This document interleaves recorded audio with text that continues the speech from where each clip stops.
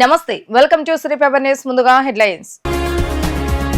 కూటమి ప్రభుత్వం 150 రోజుల పాలన గురించి ఎమ్మెల్యేలంతా నియోజకవర్గాలు తిరిగి ప్రజలకు వివరించాలని సూచించిన ముఖ్యమంత్రి చంద్రబాబు నాయుడు. ప్రజలకు జవాబుదారీగా ఉండేలా పాలన అందించాలన్నదే కూటమి ప్రభుత్వ లక్ష్యమని వ్యాఖ్య. వైసీపీ ప్రభుత్వంపై deputy CM Pawan Kalyan fire. వరుస దోపిడీలు, అరాచకాలై వైఎస్ఆర్సీపీ సర్కార్ నుంచి కూటమి ప్రభుత్వానికి వారసత్వంగా వచ్చాయని వెల్లడి.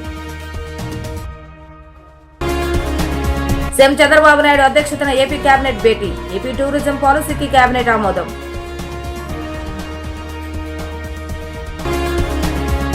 ప్రజలకు జవాబుదారీగా ఉండేలా పాలన అందించాలన్నదే కూటమి ప్రభుత్వ లక్ష్యమని ముఖ్యమంత్రి చంద్రబాబు నాయుడు అన్నారు. ప్రజాప్రతినిధులంతా క్షేత్రస్థాయిలో ప్రజలతో మమేకం కావాలని తెలిపారు.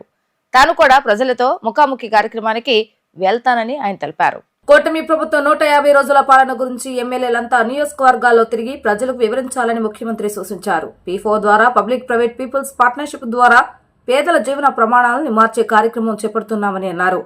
ఏపీ దేశంలో నెంబర్ 1 గా ఉండాలన్నది తమ ప్రభుత్వ ఆకాంక్ష అని స్పష్టం చేశారు. శాసనసభలో మాట్లాడారు. గత ప్రభుత్వం ప్రాజెక్టుల నిర్వహణ చేపట్టకపోవడం వల్ల 4 లక్షల ఎకరాలకు నీరివ్వలేని పరిస్థితి నెలకొందని ముఖ్యమంత్రి ఆవేదన వ్యక్తం చేశారు. అందుకే వాటి నిర్వహణను కూడా సక్రమంగా చేపట్టాల్సి ఉందని అన్నారు. రాష్ట్రంలోని గుంతలు పడిన రహదారులను మరమ్మతులు, నిర్వహణ చేయవలసి ఉందన్న సీఎం ఆ సమస్యను ఏ విధంగా పరిష్కరించాలన్నది ప్రభుత్వం ఆలోచన చేస్తుందని వెల్లడించారు. మూడో పక్కన అభివృద్ధి కార్యక్రమాలు చేయాలి. అప్పుడే మళ్లీ ఆదాయం పెరుగుతుంది. అదే సమయంలో మనం రోడ్లు కూడా వేసుకోవాల్సిన అవసరం ఉంది. అందుకే నిన్న మీరు చెప్పినప్పుడు కూడా చూస్తే అధ్యక్ష, దగ్గర 10 లక్షల ఎకరాలు లిఫ్ట్ ఇరిగేషన్ ప్రాజెక్టుల ద్వారా నీరు అందిస్తున్నాం. దుర్మార్గం మీరు ఒకసారి చూస్తే, నేను ఎప్పుడు ముఖ్యమంత్రి అయినా లిఫ్ట్ ఇరిగేషన్ అన్నిటికీ డబ్బులు ఖర్చు పెట్టి రిపేర్ చేయడం, మళ్ళా కొత్తగా ఒకరు వస్తే అన్నీ కూడా అక్కడనే మోటార్లు కూడా అమ్ముకొని వెళ్ళిపోవడం, అవి కూడా దొంగిలించుకొని పోవడం. ఇప్పుడు అధ్యక్ష దగ్గర 4 లక్షల ఎకరాలకు నీళ్లు ఇవ్వలేని పరిస్థితి. ఏం చేయాలో తెలియదు. ఒకవేళ చేసిన 5 ఏళ్ల తర్వాత మళ్ళా పోయే పరిస్థితి వస్తుంది. ఇలాంటివన్నీ కూడా పరిష్కారం చేసుకోవాల్సిన అవసరం ఉంది. అందుకని సర్వీస్ ప్రొవైడర్ అని చెప్పి నేను మాట్లాడాను. పేదవాళ్ళ మీద భారం పడకూడదు, ప్రజల మీద భారం పడకూడదు.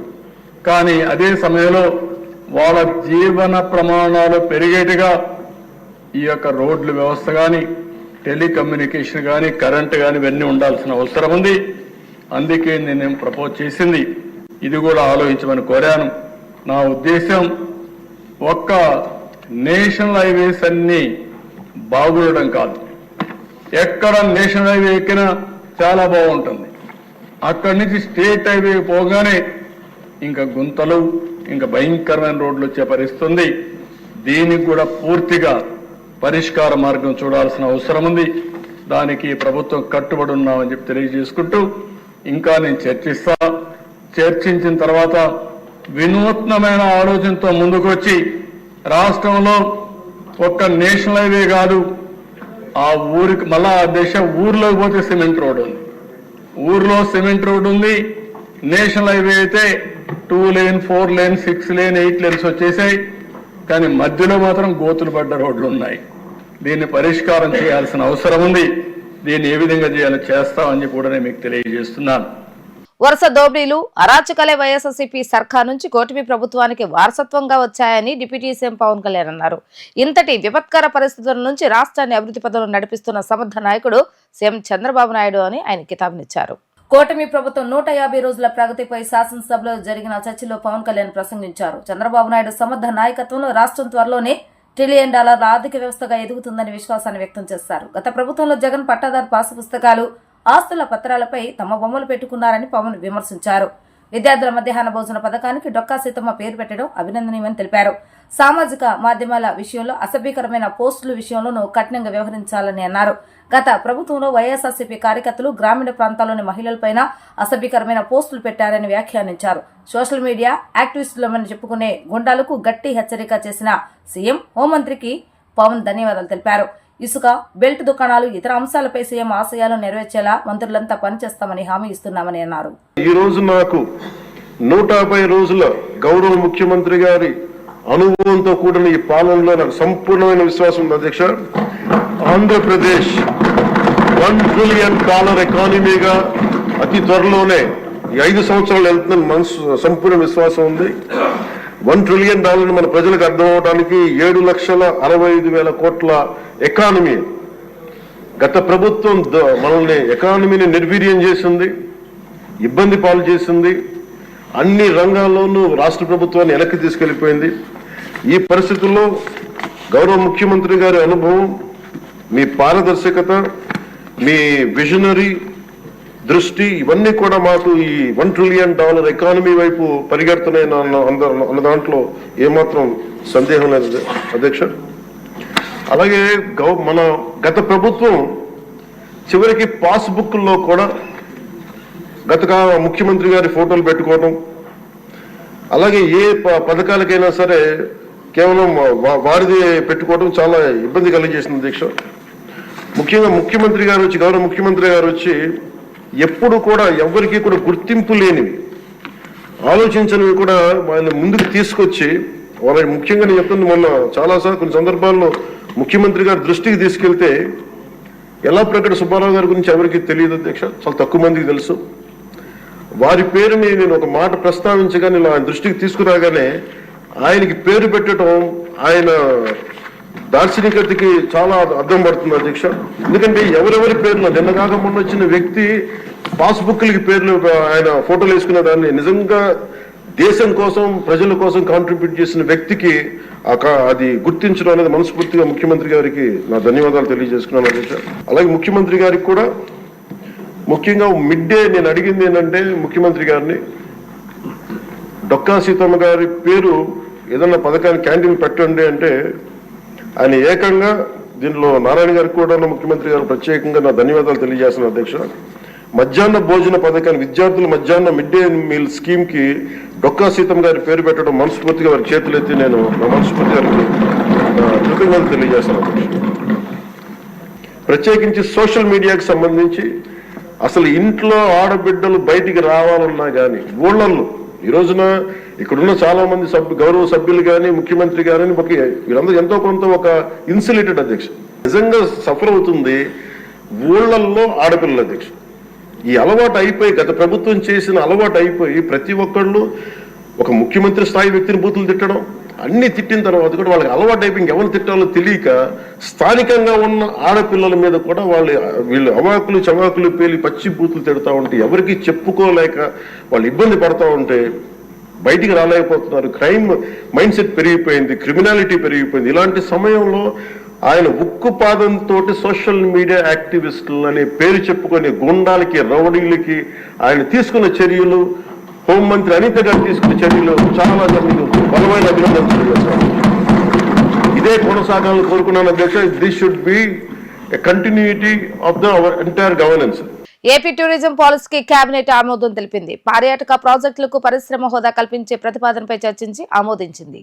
జ్యుడిషియల్ రివ్యూ రద్దు బిల్లుకు కేబినెట్ ఆమోదం తెలిపింది.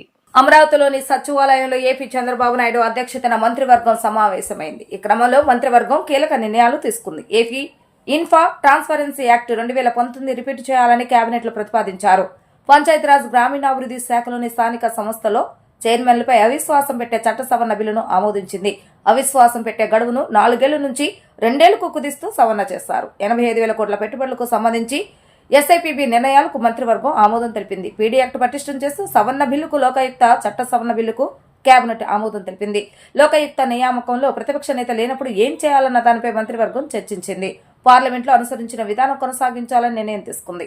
ఆలయ కమిటీలో 2 సభ్యులకు చోటు కల్పించే చట్ట సవరణ బిల్లుకు కేబినెట్ ఆమోదించింది. కర్నూలులో హైకోర్టు బెంచ్ ఏర్పాటుకు కేబినెట్ నిర్ణయం తీసుకుంది. కాంట్రాక్టర్లకు మొబిలైజేషన్ అడ్వాన్సులు పునరుద్ధరించాలని నిర్ణయం తీసుకుంది. అమరావతి సాంకేతిక కమిటీ ఇచ్చిన ప్రతిపాదనలు కేబినెట్ ఆమోదించింది. టెండర్లు పిలిచి అమరావతి పనులు కొనసాగించేలా సాంకేతిక కమిటీ ప్రతిపాదనలు చేసింది.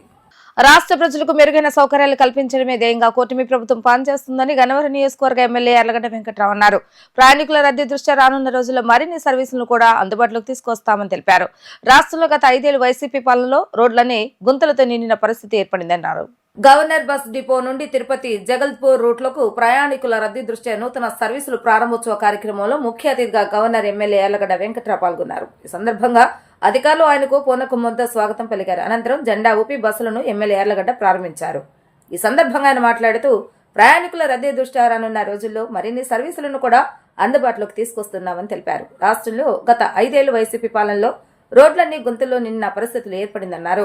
గతంలో ఎప్పుడు ఇంత దారుణమైన పరిస్థితులు లేవని అన్నారు. అతి త్వరలో మల్లవల్లి పారిశ్రామిక వాడలో అశోక్ లేలాండ్ కంపెనీ ప్రారంభం కానుందని, వేలాది మందికి ఉద్యోగ అవకాశాలతో పాటు నూతన బస్సుల తయారీ మొత్తం ఇక్కడే జరగనుందని వెల్లడించారు.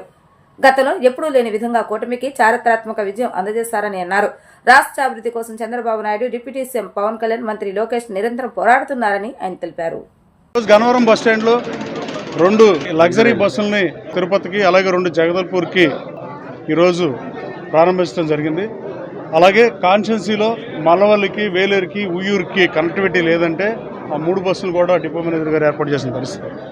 ఈరోజు మా RTC zonal chairman Reddy Appalanaidu గారు, నేను ఈ బస్సును ప్రారంభించడం జరిగింది.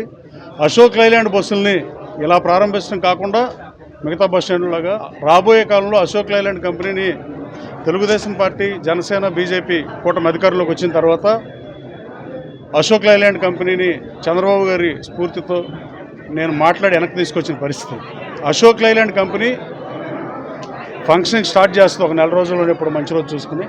రాబోయే కాలంలో అసెంబ్లీ యూనిట్ కూడా పెడతారని నేను ఆశిస్తున్నా. అసెంబ్లీ యూనిట్ పెడితే వేల మందికి ఉద్యోగ ఉపాధి అవకాశాలు కల్పిస్తారు. అలాగే ఎంటైర్ బస్సు కూడా ఇక్కడే తయారై బయటకు వచ్చి అవుట్ ప్రొడక్ట్ బయటకు వచ్చే పరిస్థితి ఉంటుంది. అది దానికి వేదిక గన్నవరం నియోజకవర్గం అవ్వాలని మనస్ఫూర్తిగా కోరుకుంటాం కాదు, దానికి పనిచేస్తున్నాం. అలాగే ఈరోజు ఈ కార్యక్రమం ఏర్పాటు చేసిన ఆర్టీసీ డిఎంకి, అలాగే యూనియన్ నాయకులందరికీ, అలాగే నన్ను ఆహ్వానించిన జోనల్ చైర్మన్ రెడ్డి అప్పలనాయుడు గారికి హృదయపూర్వక ధన్యవాదాలు తెలియజేస్తున్నాను. అలాగే రాష్ట్రంలో రోడ్ల పరిస్థితి ఎలా ఉందో తెలుసు. ఈ 2 నెలలు జాగ్రత్తగా తోలుతాయి బస్సుల్ని, తర్వాత ఈ గుంటలు ముడిచే కార్యక్రమం అయిపోతుంది. గత ప్రజాప్రభుత్వాలు ఎవరు పరిపాలించినా రోడ్డు పాడైపోతే రోడ్డు వేస్తాం చూసాం, లేదా డొంక రోడ్ని బీటీ రోడ్ వేయటం, లేదా బీటీ రోడ్ని సిమెంట్ రోడ్ వేయటం, అట్లాంటి అప్గ్రేడేషన్ చూసాం తప్ప ఇవాళ ఉన్న పరిస్థితి ఏంటంటే రాను గ్రామాల్లో సిమెంట్ రోడ్లు ఉన్న పరిస్థితి, నేషనల్ లెవెల్ బాగున్న పరిస్థితి, ఇంటర్లింక్ రోడ్లన్నీ దారుణంగా గుంటలు పడిపోయిన పరిస్థితి. గత పాలకులు గాలికి వదిలేసడం వల్ల ఈ గుంటలు ప్రస్తుత ప్రభుత్వానికి ఎలాంటి పరిస్థితి ఉందంటే గుంటలు పూడ్చే కార్యక్రమానికి 860 కోట్లు కేటాయించాల్సిన పరిస్థితి. ఎక్కడైనా రోడ్లు వేస్తాం చూసాను తప్ప గుంటలు పూడ్చడం అనేది స్వాతంత్రం వచ్చినాక ఎక్కడా చూడని పరిస్థితి. అంత దిక్కుమాలిన తరహాలో గత వైసీపీ ప్రభుత్వం పరిపాలించడం వల్ల ఈ ప్రభుత్వానికి ఇన్ని ఇబ్బంది వచ్చినా, ఆర్థిక లేమితో కొట్టుమిట్టాడుతున్నా, రీసెంట్గా బడ్జెట్ ప్రవేశపెట్టిన పరిస్థితి 860 కోట్లు దానికి కేటాయించిన వాగ్దానాలు అమలు చేస్తానికి ఎన్డీఏ ప్రభుత్వం చిత్తశుద్ధితో ఉంది. రాబోయే కాలంలో ఇచ్చిన హామీలన్నీ నెరవేర్చే పరిస్థితి ఉంది. ప్రజలు ఎమోషన్స్తో ఓటేసిన పరిస్థితి అంతకుముందు ఎప్పుడు లేనట్టుగా నభూతో నా భవిష్యత్ రీతిలో చంద్రబాబు నాయుడు గారు అనుభవజ్ఞైన ఎక్స్పీరియన్సెస్ గ్రేటర్ దాన్ టీచర్ అనేది వివేకానంద సూక్తి. దానికి నిలువెత్తు పర్యాయపదం చంద్రబాబు నాయుడు గారు అంటూ ఏమాత్రం సందేహం లేదు. సోషల్ మీడియాలో పోస్టులు పెట్టే వారిని కాదు, ప్రేరేపించే వారిని కూడా అరెస్టు చేయాలని పీసీసీ చీఫ్ షర్మిలారెడ్డి డిమాండ్ చేశారు. సోషల్ మీడియాలో అసభ్యకరంగా తనను, తన తల్లిని, సునీతానే కాదు ఇతర రాజకీయ నాయకుల ఇళ్లలోని ఆడవాళ్లను అవమానిస్తే చిన్నవాళ్లను బాధ్యులను చేయడంతో సరిపెట్టకూడదన్నారు. పోస్టులు పెట్టిస్తున్న వారిని అరెస్టు చేస్తే మళ్లీ ఇలాంటివి జరగకుండా ఉంటాయని ఆమె అన్నారు. కడప కలెక్టరేట్ వద్ద షర్మిల విలేకరులతో మాట్లాడుతూ స్టీల్ ప్లాంట్ నిర్మాణం వెంటనే చేపట్టాలంటూ అంతకుముందు కలెక్టర్ చెరుకూరి శ్రీధర్కు వినతి పత్రాన్ని అందజేశారు. ఎంపీ అవినాష్ రెడ్డి ఆదేశాల మేరకే పోస్టులు పెట్టారంటూ వాటిని పెట్టిన వ్యక్తే స్పష్టంగా చెప్పినప్పుడు అవినాష్ రెడ్డిని ఎందుకు అదుపులోకి తీసుకోలేదో, ఎందుకు విచారించలేదో పోలీసులు సమాధానం ఇవ్వాలని ఆమె అన్నారు. చేయించే వాళ్లు ఏ ప్యాలెస్ లో బతుకుతున్నా అరెస్టు చేసి ఆడవాళ్లకు భద్రత కల్పించాలని అన్నారు. ఎమ్మెల్యే జగన్ అసెంబ్లీకి వెళ్లడట, మాట్లాడాడట, ప్రజలకు జరుగుతున్న అన్యాయాలను నిలదీయడట. అసెంబ్లీకి వెళ్లాల్సిన బాధ్యత ఎమ్మెల్యేకి లేదా అని ఆమె నిలదీశారు. ప్రతిపక్ష హోదాకు అవసరమైన ఎమ్మెల్యేలను గెలిపించుకోవటం చేతకాని ఆయనకు విపక్ష హోదా ఎలా వస్తుందని ఎద్దేవా చేశారు. చెల్లి పెళ్లి చేయాలి మళ్లీ మళ్లీ అన్నట్లు కడప స్టీల్ ఫ్యాక్టరీకి శంకుస్థాపనలు చేయాలి మళ్లీ మళ్లీ లాగా పరిస్థితి తయారైందని ఆమె ధ్వజమెత్తారు. కడప స్టీల్ ఫ్యాక్టరీ శంకుస్థాపనల ఫ్యాక్టరీగా మిగిలిపోయింది. చెల్లి పెళ్లి చేయాలి మళ్లీ మళ్లీ అన్నట్టు కడప స్టీల్ ఫ్యాక్టరీకి శంకుస్థాపనలు చేయాలి మళ్లీ మళ్లీ లాగా తయారైంది. ఈరోజు టెంకాయలు కొట్టే ప్రాజెక్టుగా కడప స్టీల్ ఫ్యాక్టరీ గత పాలకులు తయారు చేశారు. రాజశేఖర్ రెడ్డి గారి కళ అయిన కడప స్టీల్ ఫ్యాక్టరీ రత్నాల సీమను చేస్తుంది అని అనేవాడు రాజశేఖర్ రెడ్డి గారు. కడప స్టీల్ ఫ్యాక్టరీ 2 సార్లు టెంకాయలు కొట్టడం తప్పితే జగన్మోహన్ రెడ్డి గారు చేసింది ఏమీ లేదు. తీరా ఓడిపోయాడు. ఓడిపోయినా ఇప్పటికీ కూడా ఎమ్మెల్యేగా ఉన్నాడు జగన్మోహన్ రెడ్డి గారు. పోనీ ఇప్పుడైనా ఏదైనా చేస్తున్నాడా అంటే ఇప్పుడు కూడా అసెంబ్లీకి వెళ్ళడట, మాట్లాడట, ప్రజలకు జరుగుతున్న అన్యాయాల గురించి నిలదీయడట. ఎందుకని అడుగుతున్నాం. జగన్మోహన్ రెడ్డి గారు ఇక్కడ ఎమ్మెల్యే అయినప్పుడు, ఈ జిల్లాకు సంబంధించిన ఎమ్మెల్యే అయినప్పుడు మీకు అసెంబ్లీకి పోవాల్సిన బాధ్యత లేదా? అసెంబ్లీకి వెళ్ళి ఎందుకు జరగటం లేదు, కడప స్టీల్ ఫ్యాక్టరీ ఎందుకు ముందుకు వెళ్ళటం లేదు అని మీరు నిలదీయాల్సిన అవసరం లేదా? సూపర్ 6 ఏమవుతుంది అని మీరు నిలదీయాల్సిన అవసరం లేదా? చంద్రబాబు గారు ఉచితంగానే ఇసుక ఇస్తామంటున్నారు. ఇసుక ఉచితమైన చుట్టూతా ఉన్న ఖర్చులన్నీ పెరిగిపోతే ఉచితం ఎక్కడుంది అని జగన్మోహన్ రెడ్డి గారు నిలదీయాల్సిన అవసరం లేదా? కానీ జగన్మోహన్ రెడ్డి గారు ఎమ్మెల్యేకి అర్థమేమో మెంబర్ ఆఫ్ లెజిస్లేటివ్ అసెంబ్లీ, పేరులో కూడా అర్థం ఉన్నా కూడా ఆయన విజ్ఞత అసెంబ్లీకి వెళ్ళడట. ఈయనకు ప్రతిపక్ష హోదా ఇస్తేనే వెళ్తాడట. ప్రతిపక్ష హోదాకు కావాల్సిన ఎమ్మెల్యేలు వచ్చారా అంటే, గెలుచుకున్నారా అంటే లేదు, గెలుచుకోవడం చేత కాలేదు. కానీ ఈయనకు మాత్రం ప్రతిపక్ష హోదా కావాలట, లేకపోతే పోడట. చిన్నపిల్లలు చాక్లెట్ ఇస్తేనే స్కూల్కు వెళ్తా అన్నట్టుగా ఉంది ఇక్కడ. ఇదేనా మీ విఘ్నత? జగన్మోహన్ రెడ్డి గారైనా వైసీపీ ఎమ్మెల్యేలైనా ఆలోచించుకోవాల్సిన అవసరం ఉంది. చెప్పాల్సింది ఏమిటంటే ఎంపీ అయినా ఎమ్మెల్యే అయినా అవినాష్ రెడ్డి గారైనా జగన్మోహన్ రెడ్డి గారైనా వీళ్ళకి చిత్తశుద్ధి లేదు అని నిరూపణ అయిపోయింది. వైసీపీ పార్టీ 5 సంవత్సరాల అధికారంలో ఉండి కూడా కడప స్టీల్ ఫ్యాక్టరీ కోసం టెంకాయలు కొట్టడం తప్పితే చేసింది ఏమీ లేదు. అంతకుముందు చంద్రబాబు గారు కూడా ఒకసారి టెంకాయ కొట్టారు, చేసింది ఏమీ లేదు. అందుకనే కాంగ్రెస్ పార్టీ ఈరోజు వార్నింగ్ ఇస్తుంది. కడప స్టీల్ ఫ్యాక్టరీ ఈ ప్రాంతానికి చాలా ముఖ్యమైన ఫ్యాక్టరీ. ఇప్పుడు ఎవడైతే సోషల్ మీడియాలో పోస్టులు పెట్టారో వాళ్ళే డైరెక్ట్గా అవినాష్ రెడ్డి గారు ఆదేశాల మేరకే ఇదంతా జరిగింది అని అంత స్పష్టంగా చెప్పినప్పుడు పోలీసులకి అవినాష్ రెడ్డిని విచారించాల్సిన బాధ్యత లేదా? అవినాష్ రెడ్డిని ఎందుకు అదుపులోకి తీసుకోలేదు, ఎందుకు విచారణ చేయడం లేదో పోలీసులు సమాధానం చెప్పాలి. సోషల్ మీడియాలో అసభ్యకరంగా, అవమానకరంగా, చాలా నీచంగా, చాలా ఘోరంగా, ఇంత దిగజారుడు రాజకీయాలు ఎక్కడా లేని విధంగా అంతగా సోషల్ మీడియాలో ఒక నన్ను, అమ్మను, సునీతనే కాదు ఎంతోమంది ఇతర రాజకీయ నాయకుల వాళ్ళ ఇళ్లలో ఉన్న ఆడవాళ్ళను కూడా అంత నీచంగా మాట్లాడితే మరి పోలీసులు ఈ చిన్న చిన్న వాళ్ళని మాత్రమే బాధ్యులను చేస్తారా? లోపభూయిష్టమైన మద్యం విధానాన్ని గత వైఎస్ఆర్సీపీ ప్రభుత్వం అమలు చేసిందని మంత్రి కొల్లు రవీంద్ర మండిపడ్డారు. కల్తీ మద్యం వల్ల ప్రజల ప్రాణాలు పోయాయని ఆరోపించారు. రాష్ట్ర ప్రభుత్వానికి రావాల్సిన ఆదాయం కూడా పోయిందని వాపోయారు. మద్యపాన నిషేధం అని తర్వాత దశలవారీ అన్నారని మండిపడ్డారు. ఆ తర్వాత 5 స్టార్ హోటల్ అన్నారని 3392 దుకాణాలు, 840 బార్లు కూడా అలాగే ఉంచారని దుయ్యబట్టారు. నూతన ఎక్సైజ్ విధానంపై శాసనసభలో స్వల్పకాలిక చర్చ జరిగింది. మద్యం ధరలు బాగా పెంచేయడంతో కల్తీ మద్యానికి ప్రజలు అలవాటు పడ్డారని, పొరుగు రాష్ట్రాల నుంచి అక్రమ మద్యం వచ్చిందని గుర్తు చేశారు. కేవలం వైఎస్ఆర్సీపీ పెద్దల స్వార్థ ప్రయోజనాల కోసమే మద్యం విధానం తెచ్చారని దుయ్యబట్టారు. వారి అక్రమాల కోసమే ఎక్సైజ్ శాఖను నిట్ట నిలువుగా చీల్చి సెబ్ అని పెట్టారని ఆగ్రహం వ్యక్తం చేశారు. ఇసుక మైనింగ్ మద్యంలో అక్రమాలు పెద్ద ఎత్తున జరిగాయని మంత్రి ఆక్షేపించారు. మద్యానికి సంబంధించి 1.70 కోట్ల లీటర్ల అక్రమ మద్యం స్వాధీనమైందని, 70,000 మంది అరెస్టు అయ్యారని గుర్తు చేశారు. మద్యం రేట్ల కారణంగా గంజాయి రవాణా కూడా బాగా పెరిగిందని ఆయన అన్నారు.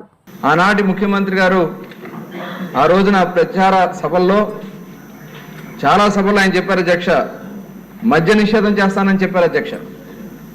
తర్వాత ఎన్నికైన తర్వాత ఆయన ముఖ్యమంత్రిగా ప్రమాణ స్వీకారం చేసిన తర్వాత మద్య నిషేధాన్ని దశల వారీగా చేస్తానని చెప్పి, ఎందుకంటే ఆడబిడ్డలందరూ కూడా నమ్మారు మద్యపాన నిషేధం చేస్తారేమో అని చెప్పి నమ్మారు.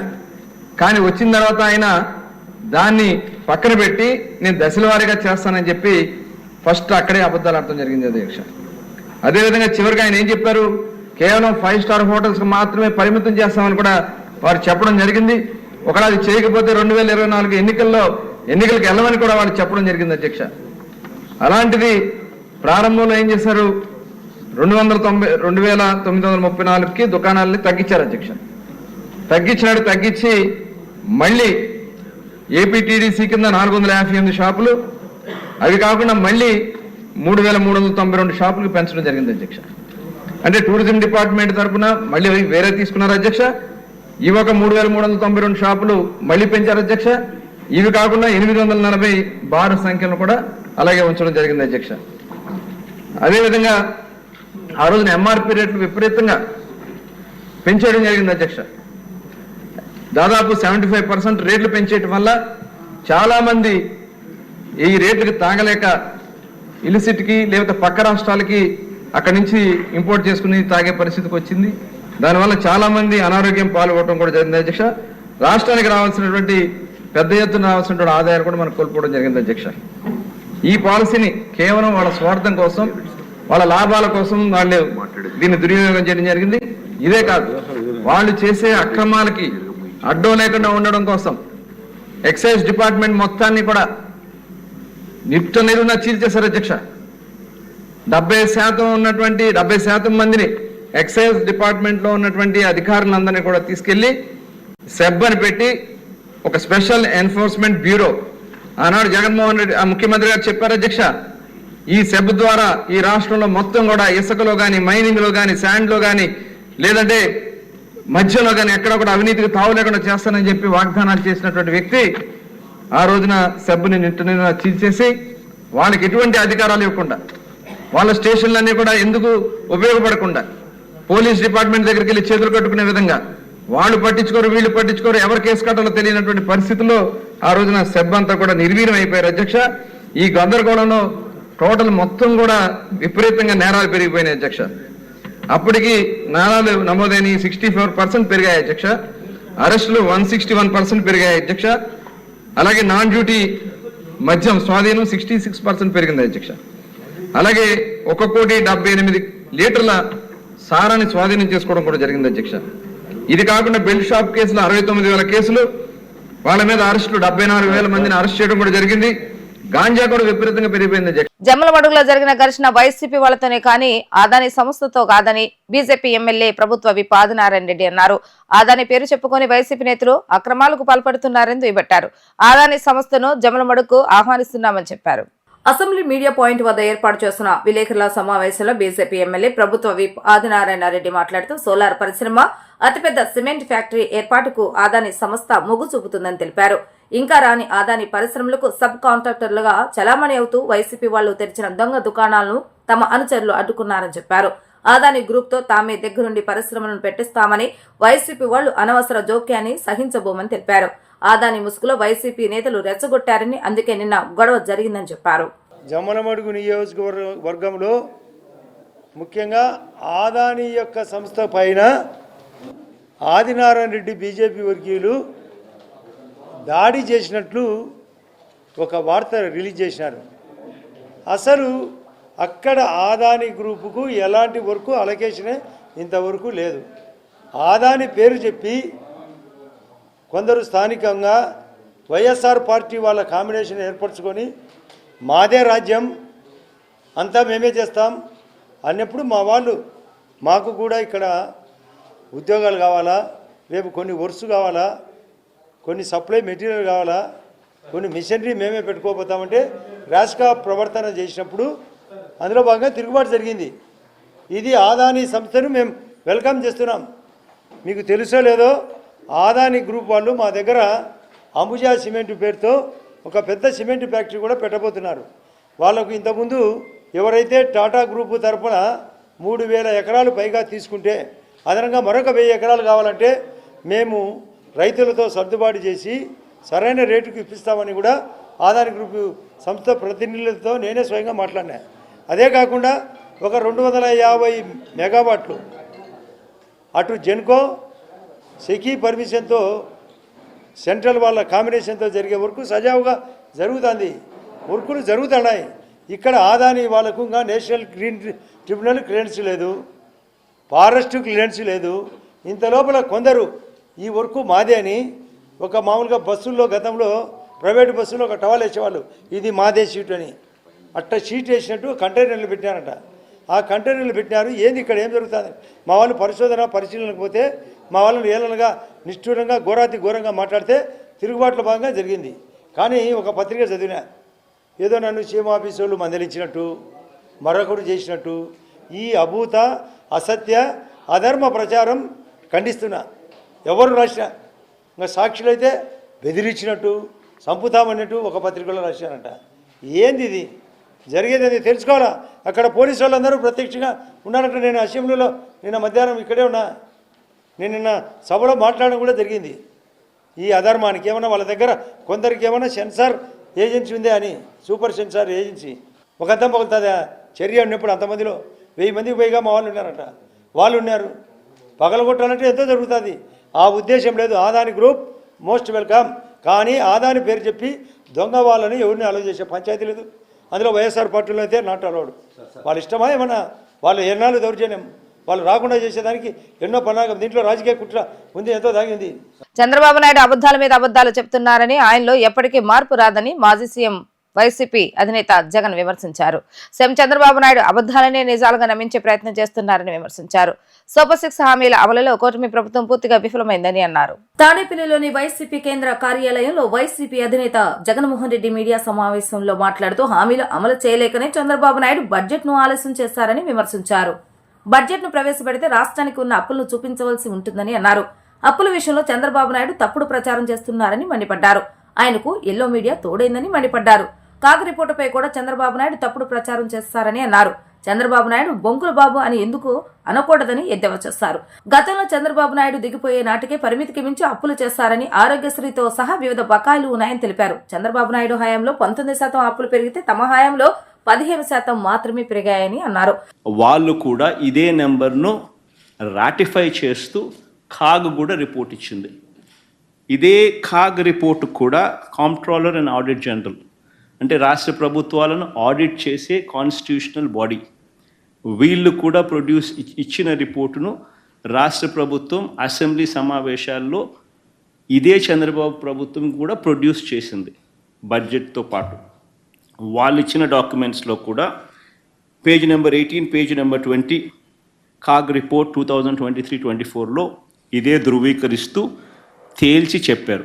ఒక వ్యవస్థీకృత ఒక ఆర్గనైజ్డ్ క్రైమ్ ఎలా చేస్తారు అనేది ఇంతకుముందు కూడా చూపించిన, అంటే వ్యవస్థీకృత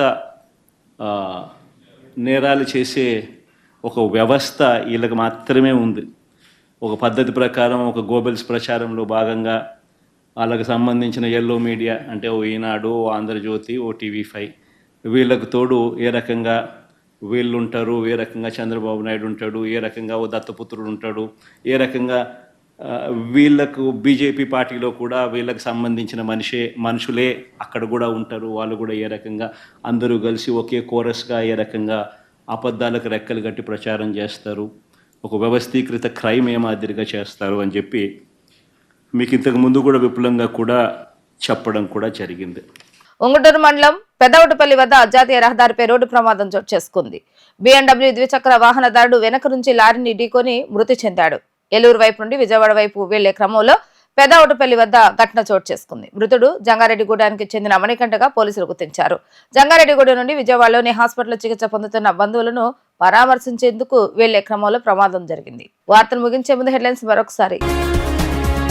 కూటమి ప్రభుత్వం 150 రోజుల పాలన గురించి ఎమ్మెల్యేలంతా నియోజకవర్గాలు తిరిగి ప్రజలకు వివరించాలని సూచించిన ముఖ్యమంత్రి చంద్రబాబు నాయుడు. ప్రజలకు జవాబుదారీగా ఉండేలా పాలన అందించాలన్నదే కూటమి ప్రభుత్వ లక్ష్యమని వ్యాఖ్య.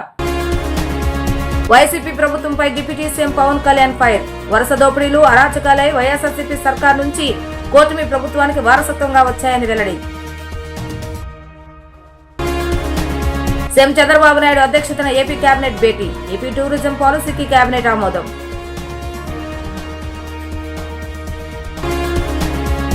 ఇవి రోజు వార్తా విశేషాలు. మరలా తిరిగి ప్రసారమే వార్తలు మళ్ళీ కలుద్దాం. అంతవరకు సెలవు, నమస్కారం.